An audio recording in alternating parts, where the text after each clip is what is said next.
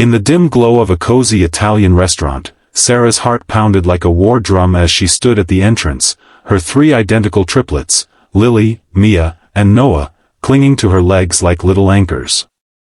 The man across the table, tall and kind-eyed, rose slowly, his gaze shifting from her face to the chaotic trio. She braced for the rejection, the polite excuse, the vanishing act she'd known too well. But then, in a move that shattered her world, he knelt down, eye level with the kids, and said, "Hey there, superheroes. I've got a table big enough for all of us. What do you say we make this the best adventure ever?" Tears welled in Sarah's eyes as the room seemed to spin. How had a blind date turned into this? Stick around, because this story of unexpected love will warm your heart and remind you that miracles hide in the ordinary. If it touches you, hit that like button and subscribe for more tales that prove love always wins. Now, let's rewind to where it all began. Sarah Thompson had always been the type to plan everything down to the last detail. At 32, she was a graphic designer by day, a superhero by night, or at least, that's how she felt juggling her 3-year-old triplets alone. Lily, the bold leader with her wild curls and infectious laugh, Mia, the quiet observer who spoke volumes with her big blue eyes, and Noah, the mischievous explorer who turned every room into a playground. They were her world, born from a marriage that had crumbled under the weight of her ex-husband's infidelity and abandonment 2 years ago. He'd left her with a mountain of debt, a broken heart, and 3 tiny humans who depended on her for everything. Life as a single mom was a relentless grind. Morning started at 5 a.m. with spilled cereal and sticky hugs, days blurred into client meetings where she'd mute her mic to hush a tantrum, and nights ended with exhaustion that seeped into her bones. Dating? It was a distant memory, a luxury she couldn't afford. Who would want this chaos, she'd whisper to her reflection, staring at the dark circles under her eyes. Her best friend, Jenna, disagreed. "Sarah, you're amazing. Let me set you up, just one blind date. He's a good guy, a teacher named Mark. What's the worst that could happen?" The worst, Sarah thought, was rejection. But Jenna was persistent, and after weeks of badgering, Sarah caved. There was just one hitch: her babysitter canceled last minute due to a family emergency. Panic set in. Cancel the date? No, Jenna would never let her hear the end of it. Bring the kids? It was insane, but what choice did she have? She dressed in her favorite red sundress, the one that made her feel a spark of the woman she used to be, bundled the triplets into their stroller, and headed to Bella Vita, the quaint restaurant downtown. As she pushed through the door, the aroma of garlic and fresh bread enveloped her like a warm embrace, but it did little to calm her nerves. The triplets were already fidgety. Noah tugged at his shirt, Mia whimpered softly, and Lily declared loudly, "Mommy, I'm hungry." Heads turned, whispers rippled through the room. Sarah's cheeks burned. She spotted Mark at a corner table, waving tentatively. He was handsome in a boy-next-door way, dark hair, warm brown eyes, a smile that crinkled at the corners. But as she approached, wheeling the stroller like a reluctant chariot, she saw the surprise flicker across his face.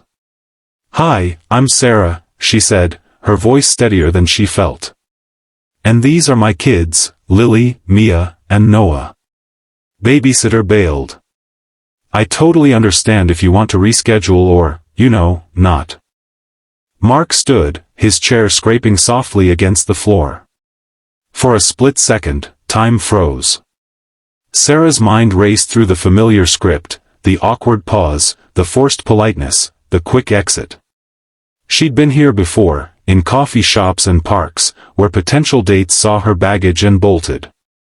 Her ex had called her damaged goods in their final fight, and those words echoed like a curse. Who would choose this life? The sleepless nights, the endless diapers, the financial strain that kept her scraping by on freelance gigs and government aid? She loved her children fiercely, but the loneliness gnawed at her, a constant reminder that she was navigating this storm solo. But Mark didn't bolt. Instead, he chuckled, a genuine, deep sound that cut through her tension. Reschedule? Nah, this just got way more interesting. He knelt down, his tie dangling comically as he met the triplets' eyes. Hey, team. I'm Mark. What's your superpower? Lily giggled, I can run fast. Mia hid behind Sarah's leg, peeking out shyly, while Noah thrust a toy car forward. Vroom. Sarah blinked, stunned. Was this real? They settled in, the waiter bringing high chairs and crayons without missing a beat.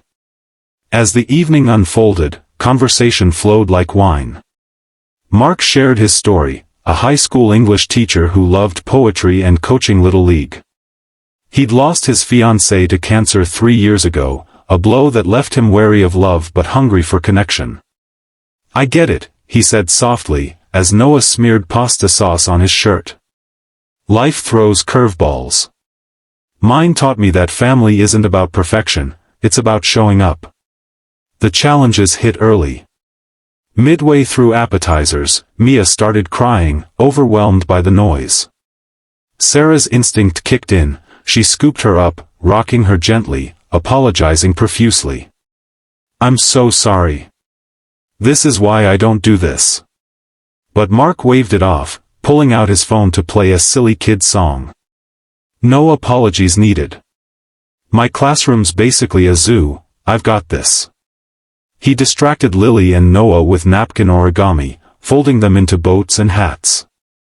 Sarah watched, her guard cracking. For the first time in years, she wasn't alone in the chaos.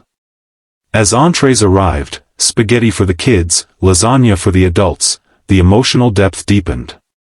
Sarah opened up about her ex, the betrayal that shattered her trust.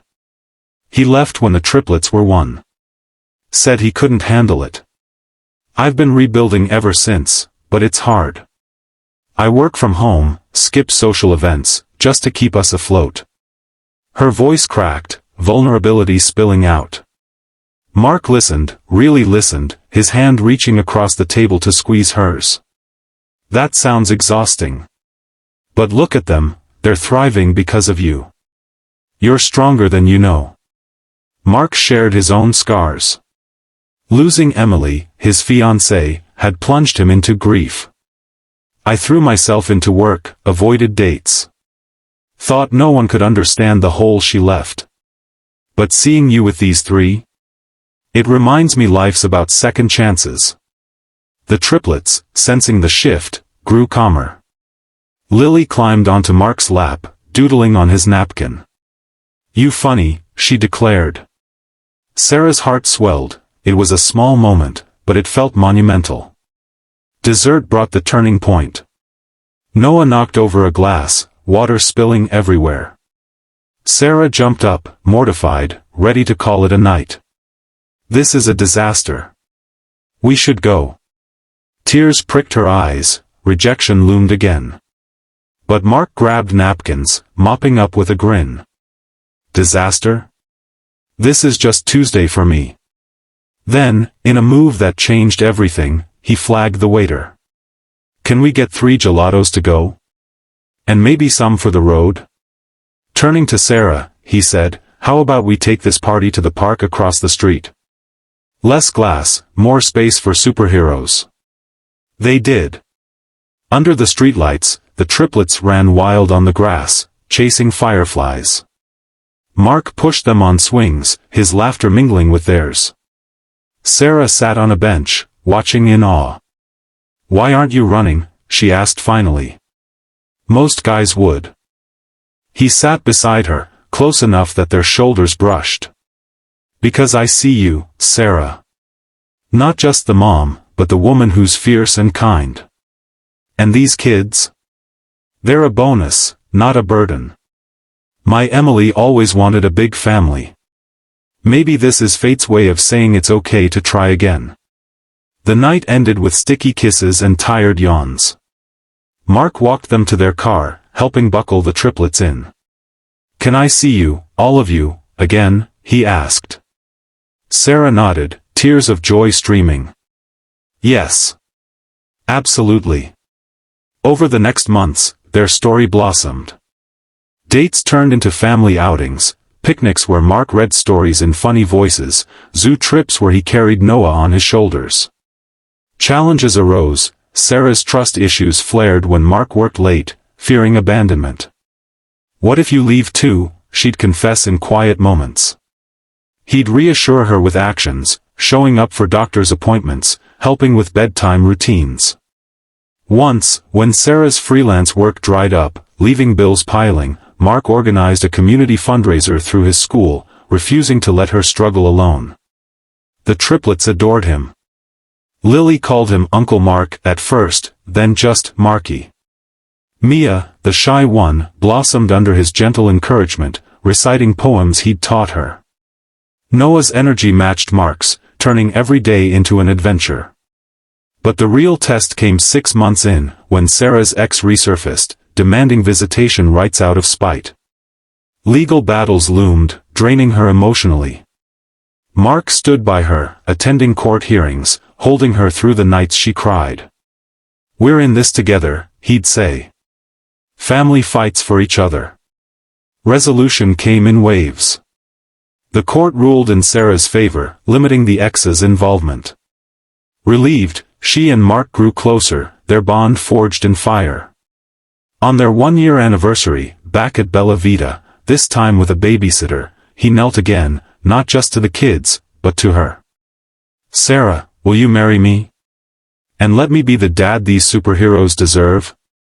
The ring sparkled, but his eyes shone brighter. The triplets cheered, confetti from hidden packets exploding around them. Today, they're a family of 5, navigating life's mess with love. Sarah's design business thrives, Mark's classroom echoes with stories of their blended joy. The triplets, now 4, call him Dad without hesitation. If this story moved you, remember, love doesn't reject, it embraces. It sees the whole picture and says, yes, this is home. Hit like if you believe in second chances, and subscribe for more heartwarming tales that inspire. Who knows? Your miracle might be just one blind date away. Red Heart.